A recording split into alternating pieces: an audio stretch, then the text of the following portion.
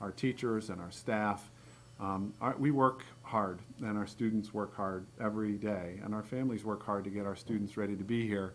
And so how do we break up a year in a way that makes sense for everybody to feel ready, able, and willing to go? So here we say, it's building a calendar is like solving a puzzle.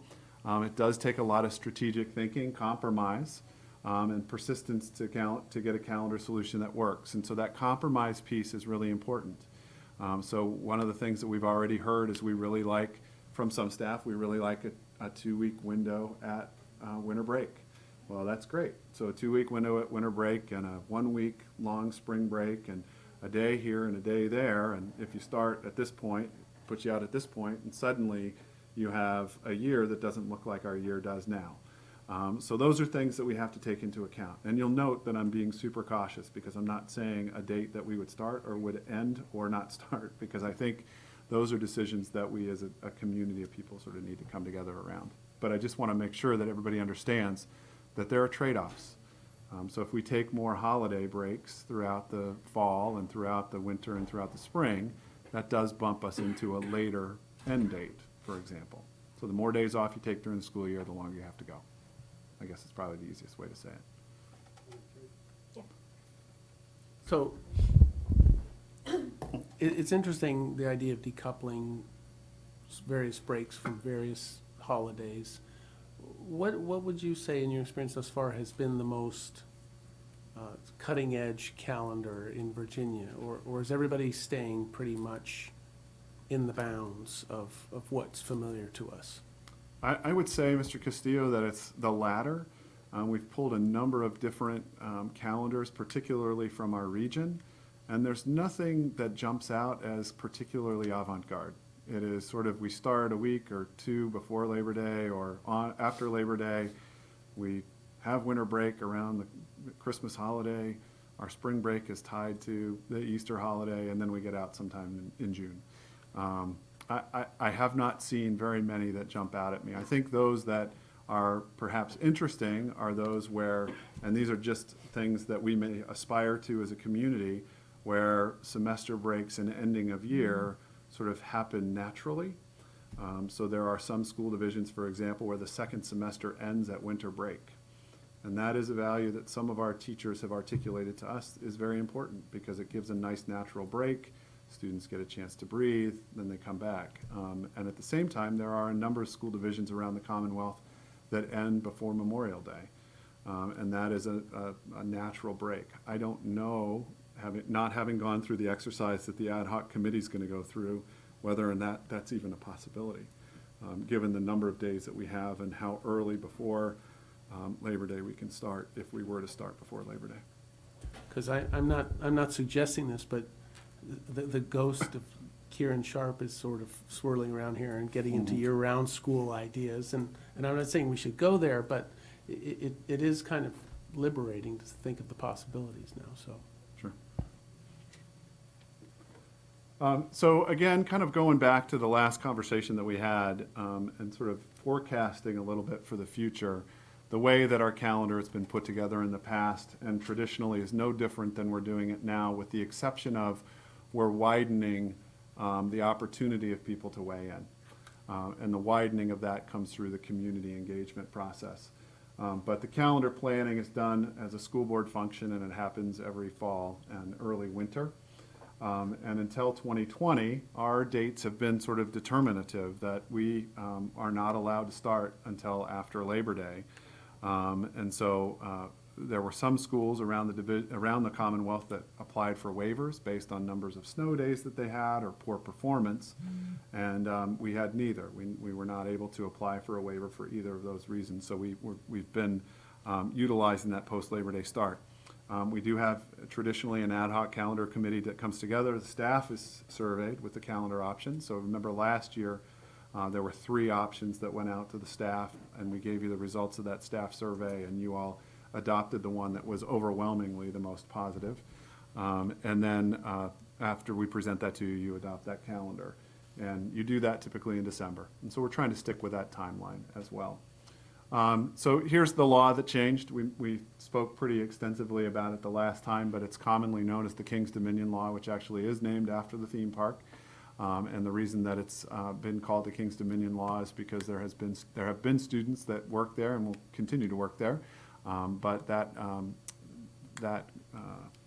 larger group of people that are associated with the entertainment industry had a real stake in the game with respect to their not only their workforce, but their patrons coming in as long into the fall as possible. So they were very influential when it came to when the school calendar came up. So it wasn't until this last year that Senate Bill 1005 and House Bill 1652 was adopted that allowed school divisions to take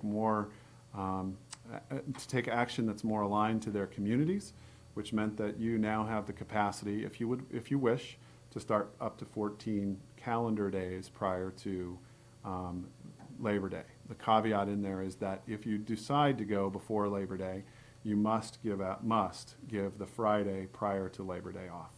So it creates a 4-day weekend, that Labor Day weekend. So with respect to drivers, one of the things that I think is really important is that we consider a number of things. And so tonight, what you'll see, and this is kind of where we pivot to some new information, and I want you to be thinking about what are those things that we should be considering.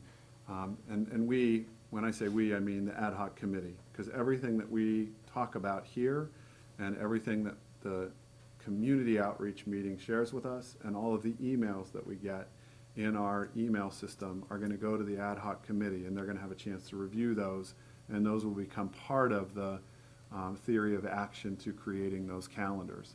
But what I'd like to do is talk a little bit tonight about the holidays, the testing windows, and others, as well as instructional implications and some other things. So I'm going to ask you now if I can orient you just for a second. In your packet of materials or in front of you, you have two calendars. One is a multi-month calendar that has about 8 pages to it, and the other is a single sheet, 1-year look. And I want to start with the multi-paged, and these will all be up on Board Docs, and they'll be on the website as well, so anyone at home can look at them. This is not the school calendar, but what we did was that we took the liberty of putting into the calendar some of those things that I informed you of earlier. So on the very first page, for example, we have the holiday of Independence Day, and that is recognized on July 3rd and 4th. But the first school event is the fall sports first practice. So in July of 2020, the first fall sports practice begins on July 30th. So I want to make sure that is, everybody knows that that's when that starts. The first holiday of Eid is on July 31st. And then if you flip over to the next page at the top in August, you'll see that fall sports contests begin on August 24th. So our first games can begin by VHSL rules on August 24th. If you look into September, we have Labor Day. Labor Day this coming 2020 is going to be on September 7th. So if we did a post-Labor Day start, that would mean that our start date would be September 8th. And then we have our first testing window. And our first testing window is on Wednesday, September 16th. And that testing window is open for those students that took summer courses for credit recovery. And they have an opportunity now to take the SOL test and determine whether or not they were successful. Then we have 2 religious holidays in September. At sundown on September 19th begins Rosh Hashanah, and Rosh Hashanah runs through Sunday, September 20th. And then on sundown on the 28th of, let's see, I want to make sure I got that right.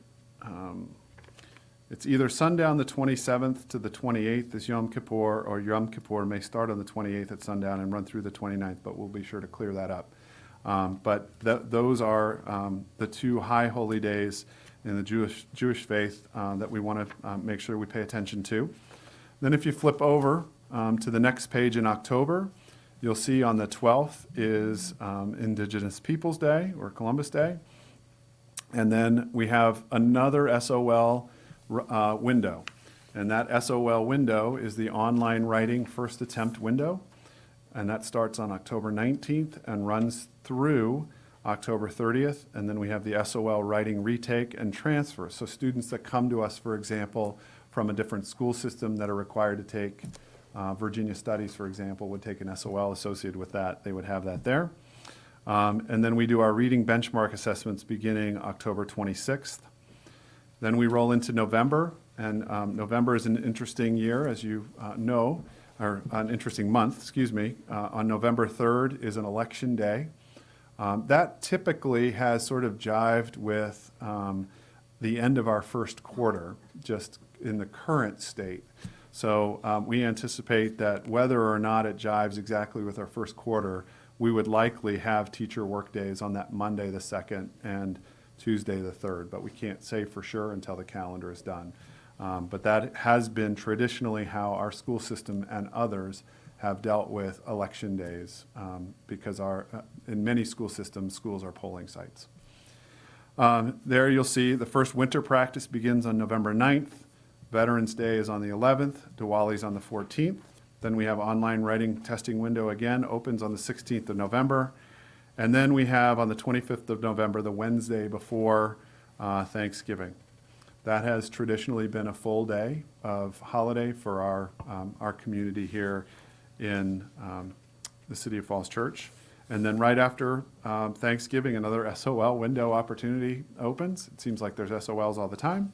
And winter sports and contests begin on November 30th. Moving down, you can kind of see, I won't go through all the testing windows for the SOLs, but you'll see that there's a math mid-year benchmark assessment that happens in December. And then Hanukkah begins on the 11th of December. Christmas holiday is on a Friday, the 25th. And then New Year's Day is also on a Friday in 2021.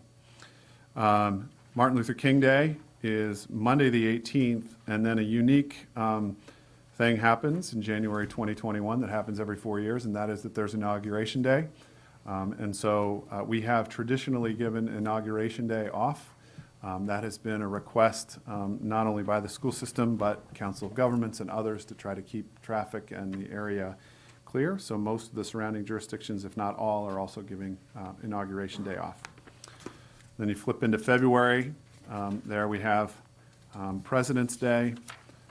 Just going back, I'm sorry, I just want to go back to the January 2021, because it will be an interesting conversation, I think, for the ad hoc committee to have, because you have Martin Luther King Day off on the 18th.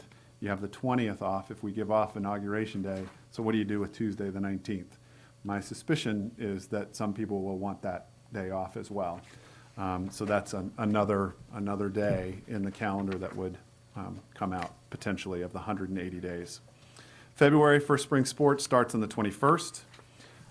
More SOL windows open, but the purple is the WIDA testing, and that is our testing that we do with our English speakers of other languages, and that window opens on March 1st. And then the first spring contest happens on the 15th of March. Then we go into Passover on the 28th. And then Good Friday is April 2nd, and Easter is on Sunday the 4th. And then on the 13th of April, Ramadan begins. And on the 27th, Theravada's New Year. And then we have AP exam, and then we get into national and international testing season. And I say that sort of tongue-in-cheek, but it's the truth, right? So AP exams, that window opens on May 3rd of 2021. And then the IB diploma exam, international exams begin on May 7th. And those run all the way through the 21st. And in there on the 13th is Eid. And then we have more SOLs. And then you have Memorial Day on the 31st. And then we come back in June. And that's the last page. And the last VHSL championships are on the 11th and 12th of June. So there are cases, just so you know, around the state where it's not unusual for state championships to be played when students are out of school. And that just is something that has happened, happens quite often actually around the state now. So that is just a very brief rundown, but I think it's important to kind of note that there are religious holidays, there are testing windows, there are a variety of other